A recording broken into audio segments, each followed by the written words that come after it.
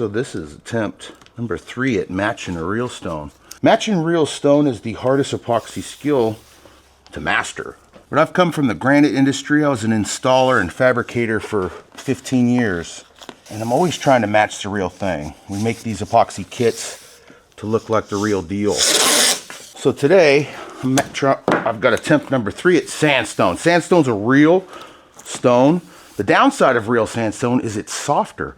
So it makes a great vanity countertop, but not a very good kitchen countertop because kitchens get a lot of use and abuse and wear and tear. So this one's gonna be made up of some dirty pours, some exotic pours. That's where you tint the colors, pour them in the cup, pour them out. Real simple epoxy technique to do, but the hard part is trying to mimic and match the real deal. So I have some techniques that I attempted on my second version of this that were successful. We're also gonna learn what's going through my head as I'm trying to digest and break down a real piece of stone and make it with epoxy. So stay tuned, guys. This is gonna be a pretty fun video. So here's a picture of a real slab of sandstone that I've been trying to match. So there's some cool features of the sandstone. I actually installed this only one time in my career, but we have light sections, darker sections, and these real tight, vivid, brown or dark lines, which on my second attempt, I figured out a brand new epoxy technique on how to achieve those. So I know from kind of the base layer of this whole project, the exotic pour is gonna work. The dirty pour is the technique I'm gonna go to. I know that some of this selling and fracturing can happen with the isopropyl alcohol. So now it's just getting that real tight brown line. And I figured out by pouring in some brown dye into an already built dirty pour cup, just giving it a very light stir, it kind of gives you some of that high, very vivid, contrasting lines.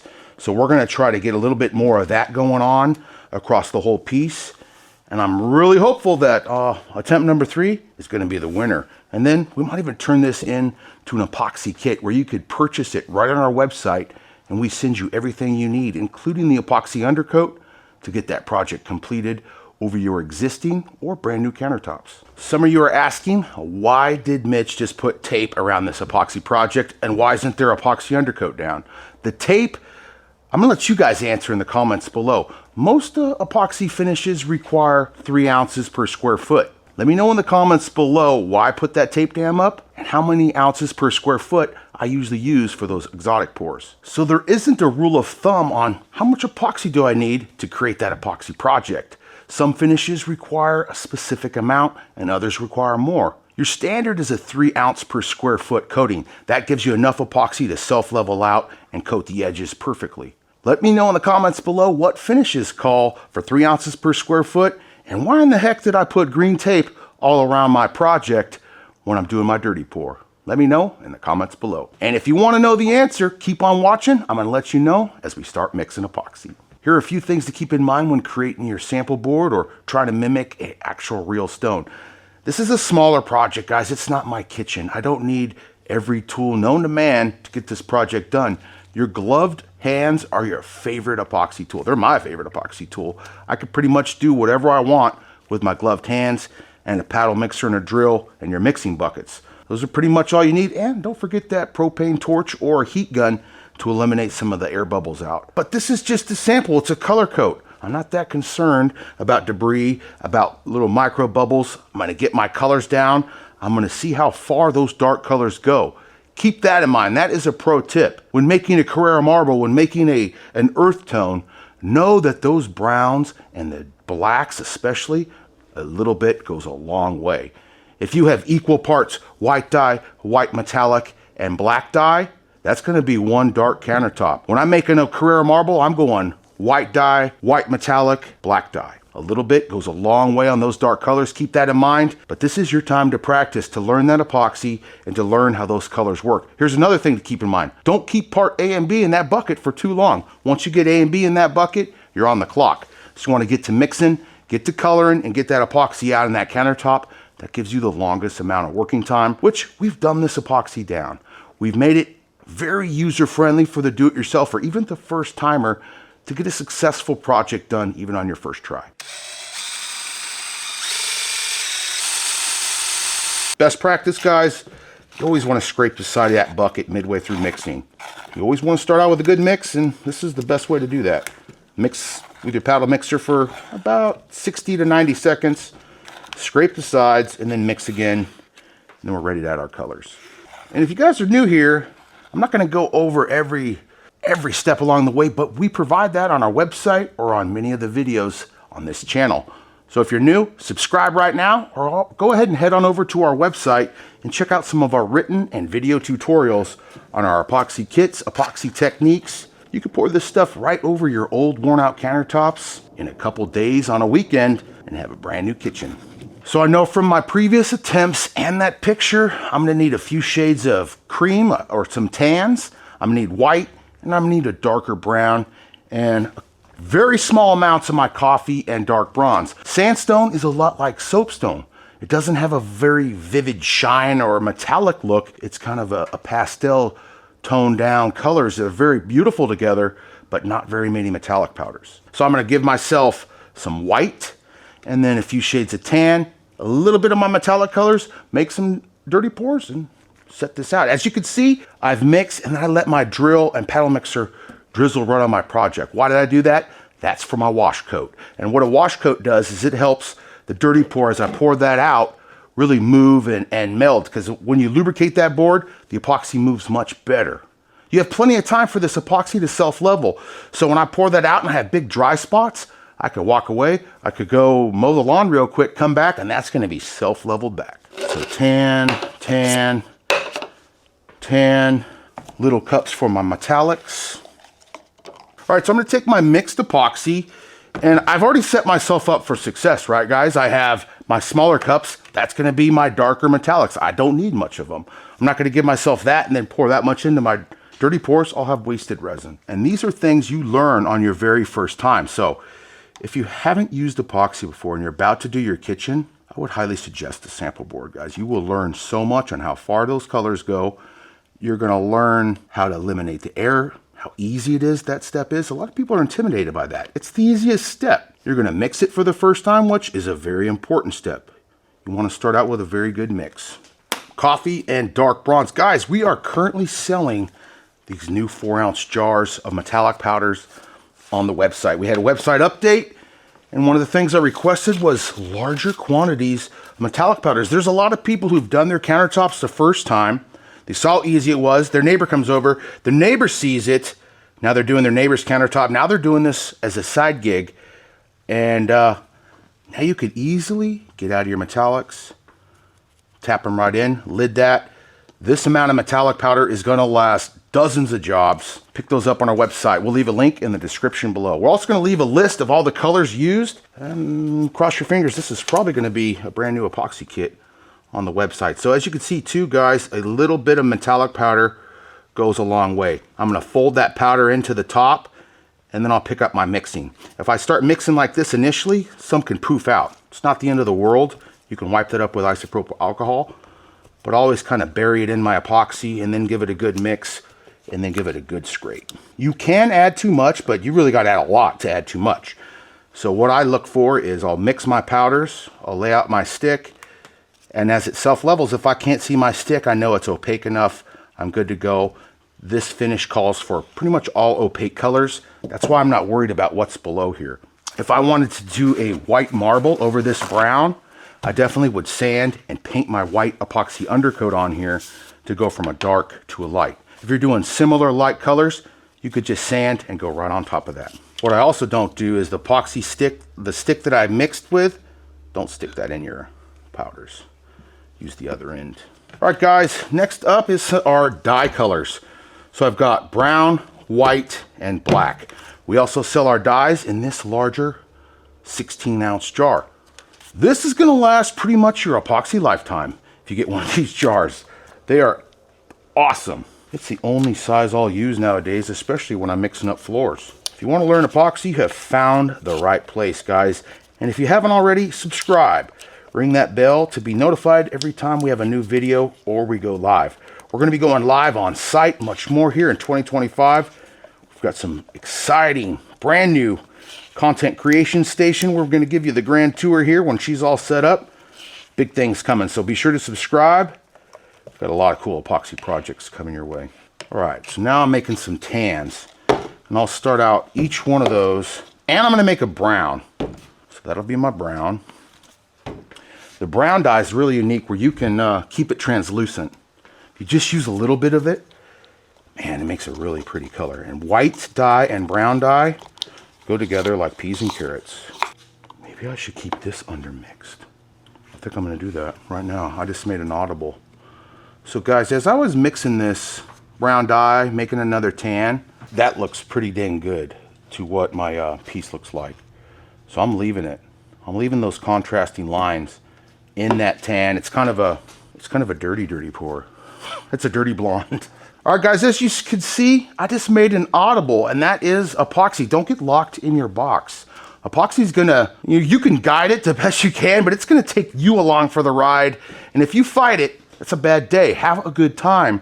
I just saw how cool that looked, and I'm gonna say, I'm keeping that. That's now a part of this recipe. If it works out, it might go south. That's why I'm testing it. So with that being said, guys, as I build my dirty pour and I pour it out, let me know in the comments, scale of 1 to 10, how closely did I match the real deal? And if I'm below a 5 and you think you could do better, I challenge you to use these same colors and post that picture in Insiders. It's the Sandstone Challenge, and I think it was just born right here as I started talking about it. I love it. Sandstone Challenge is happening, but I'm gonna build a medium one. I'm gonna save some of my resin because I probably will come back with some accent little colors. So I'm gonna move all my epoxy to the side and spread out my clear wash coat that I now have. And that's way more than enough for a wash coat. I could probably use half of that, but it's a good use of that epoxy mixing paddle. It's gonna have resin on there as it drizzles off. You either could put that on your plastic or put it on your project. So I just use a paint stick. You could use a popsicle stick, and I'm pulling quite tight. It just wets down the board. That's all you need. You don't need a puddle. Right, just like a little pat of butter in your cooking pan, your frying pan. You're not filling the thing up, you're just lubing it. The answer you've all been waiting for. I do 4 to even sometimes 8 ounces per square foot when I do dirty pours. And the thicker, the heavier the pours, that's usually my shower panels. If I have some mesh to overcome a little bit, I'll add an ounce or 2.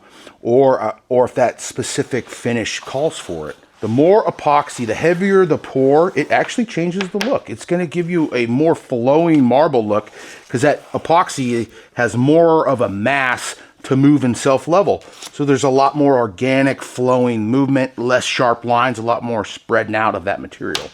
So also let me know in the comments below what other techniques you or I use that call for extra material. So because I'm using over 4 ounces per square foot, that's why you see the tape dam. And that tape dam holds that excess material in place until it thickens, it gels up a little bit. If I have 3 ounces per square foot, I put a tape dam.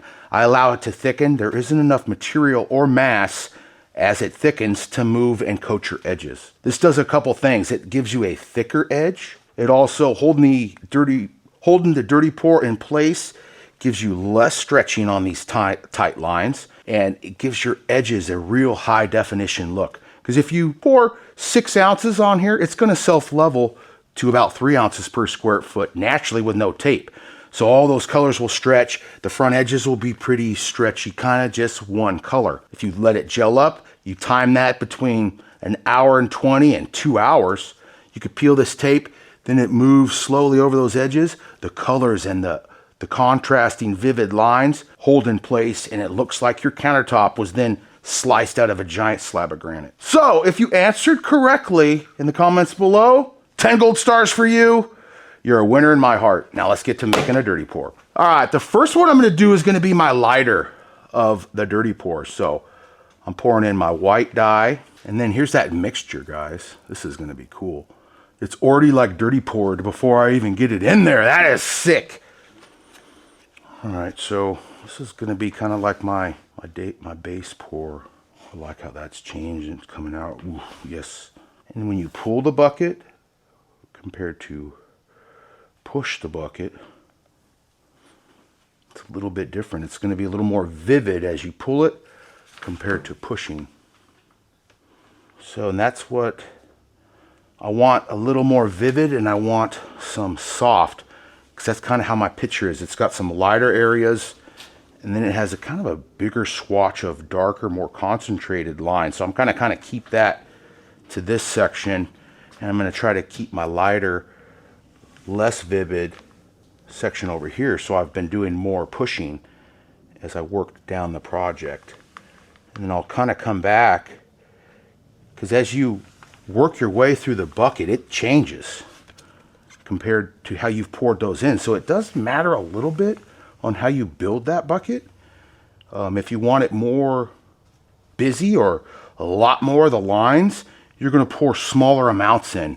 You'll have a lot more contrasting happening in the bucket.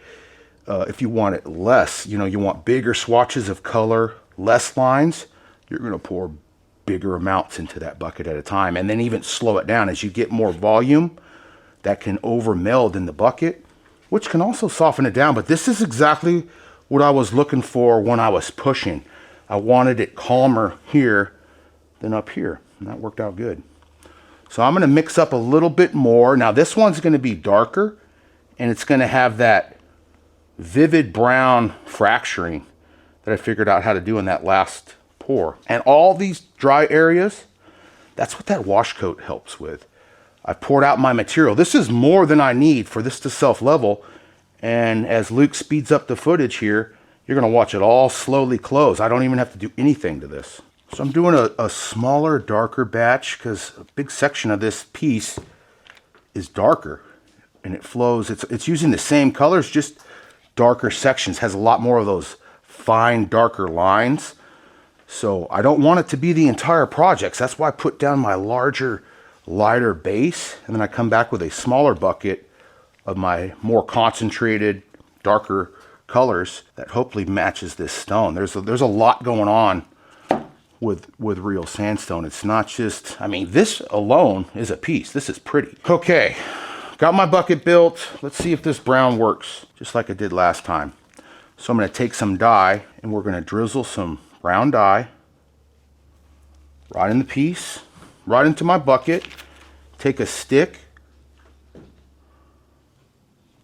give it a slight mix, and now we're pouring this out. Before I pour that out, I'm going to get rid of some of the air bubbles that I've incorporated into the resin while mixing. You just use a heat source, propane torch or a heat gun. Propane works best. You're going to sweep the surface, holding the tip about 1 to 2 inches from the surface of the epoxy. Keep it moving, and you'll see those bubbles pop with ease.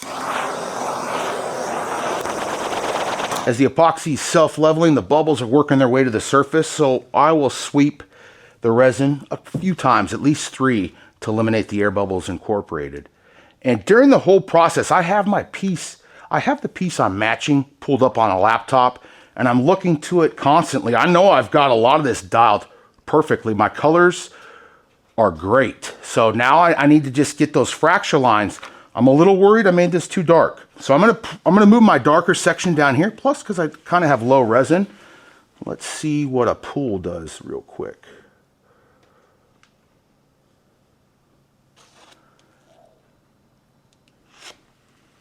I'm gonna come back. Yep, see, now I'm getting some of those darker lines in there. I'm gonna bring in another one right by it. Nope, I think I need more brown in there, because it's not giving me those lines. Where's my brown dye at? Right here. So I'm just bringing more dye right into my dirty pour. The remaining amount of dirty pour I have, giving it a swirl. Maybe I mixed too much, and I think I did, because now you could see how that brown is sitting right on top. No, it's in there. That's pretty cool. So as I was pouring out, my base dirty pour, that was my lighter cream colored. That was a finish on its own. That could have been a completed countertop once that self-leveled out. I was glancing up at the actual piece of sandstone that I was mimicking throughout that process. So I knew my next one had to be more dark. I added in more darker colors, and then I drizzled in some of that brown, and the effect was a little bit different than my previous attempt. And that is epoxy in a nutshell. You can lead it, but it's gonna take the lead and do whatever the heck it wants to. So as I kept layering on my darker colors, it was looking pretty, but my one technique that I was trying to mimic wasn't showing through. It showed through just a little bit in that front, but we quickly, as it can happen with epoxy, went sideways to the piece that I was trying to mimic. The color scheme is there. I continued to mix up some of my smaller batches of dirty pours to get that tight fracturing that I had done on a previous piece, and I kept coming up short. But the piece is looking quite fantastic. This is still an installable finish using 2 dye colors and 2 metallic powders. There is a lot I love on this project, and as you can see, as it self-levels and as time goes, it does some natural movement. The selling from the alcohol kind of calms down in areas and does its own thing in specific ones. I omitted using that magic trowel on this project. In a previous project, I would soften up by pulling that magic trowel. I did a little bit of a Bondo pull here and then ISO'd it. It wasn't the look I was going for, but it still doesn't mean the piece was ruined. This was our sample board. It's not attached to cabinetry. And when I'm building new countertops for an install, it's also not attached to cabinetry. So that's when you could use that tilt feature, which we did on this project. We started this without leveling it. Leveling is a very important step that I should have mentioned in the beginning of the video, because epoxy self-levels. We were a hair out, so our epoxy kind of worked its way here. Luke and I were able to tilt and move that project, and it flows the resin in a very natural way, which I think added to the beauty of this project. Let me know, guys, in the comments, the rating. What would you rate this project? It's definitely not sandstone, but it's quite pretty. And what is your favorite part of it? My favorite part, I'm going to lead the witness, is this section. I don't know about that. It is kind of pretty.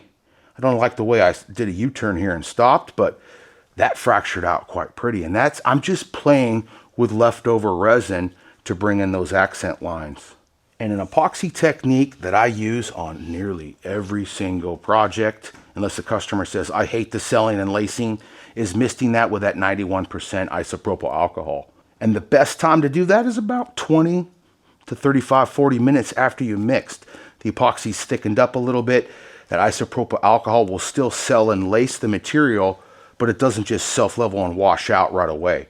You get some of this fine lacing. This is going to stay here. And as you can see in the time lapse, guys, we have sprung a leak. A sample board, I rushed it. A normal tape dam, I'm going to do a row on top, a row at the bottom, and roll that underneath. In case my tape dam pulls off, it's going to still get held in that little trough. So you'll lose a little bit, but not everything's going to run to our leak. We're going to let this cure for about another hour. I'll come back and peel the tape. I can't push the limits now that I've lost some of my additional material. Remember, the more material you hold on the project, the longer you can let it gel up. So what I'm going to do here is just what I did on this, guys. I followed a natural seam line in the colors. So let's do that a little bit more here. And I'm not going to overthink it too much. We're just going to load up the stick with some resin and let it drizzle off. And when I get a steady line, just kind of come in and follow one of the fracture lines. Speed it up to get it out of there. I'm going to bring some into here now, Luke. I think I'll follow this pink. I don't think you guys would have realized where I was going without that sound effect. This is cool. And this really is effective later on as the resin thickens.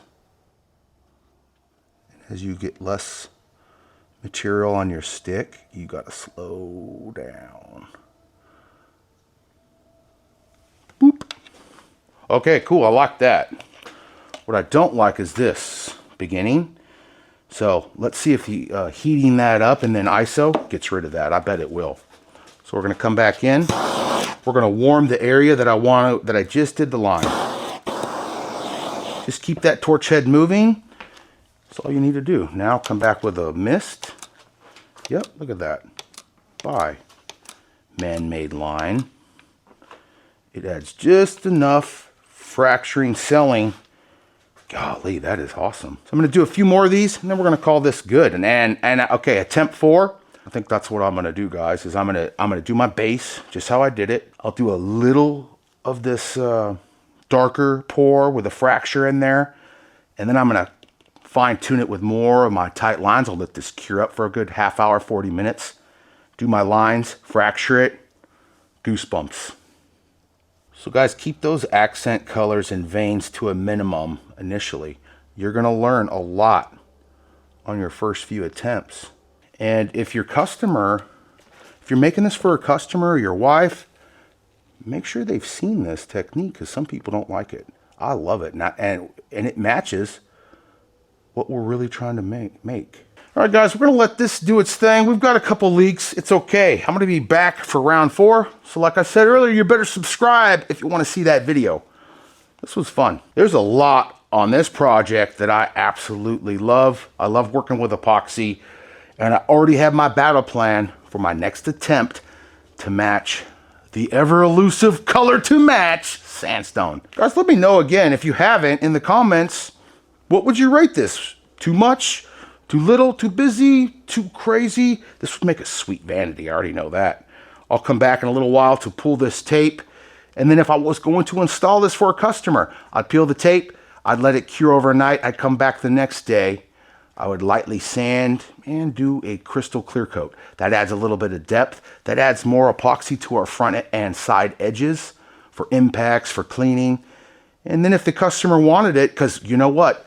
The sandstone that I installed in real life was leathered. If you haven't seen leathered granite, it's epic. It's my favorite finish, because glossy granite, just like real glossy epoxy, is almost too much for me and a lot of folks. So that ultimate top coat we have really mimics that leathered granite look. It takes the shine down a hair and adds durability to the maximum. So that's the final step. If I'm installing any epoxy project, it's getting the ultimate top coat. And because this is my practice board, I'll peel my tape, I'll let it cure, I'll come back just like we did today. Attempt number 4, epoxy sandstone. We'll give it a light sand with 220 grit. That's all that's needed to bond the next layer of epoxy. And if you're going opaque, it doesn't matter what's below. You're not gonna see it. Even on your edges, when you hold that epoxy on there till it thickens with that tape dam. And if you made it this far in the video, we appreciate it. You want some questions answered by Big Mitch? Let me know in the comments below. Start out your question with "Hey Mitch," and I'm gonna hop in those comments personally and help you get your project started on the right foot. That's it for today, guys. I hope you enjoyed this video. Thanks for watching. And until next time, don't forget, from Stone Countertops, you got this, and we'll see you on the next video. Stone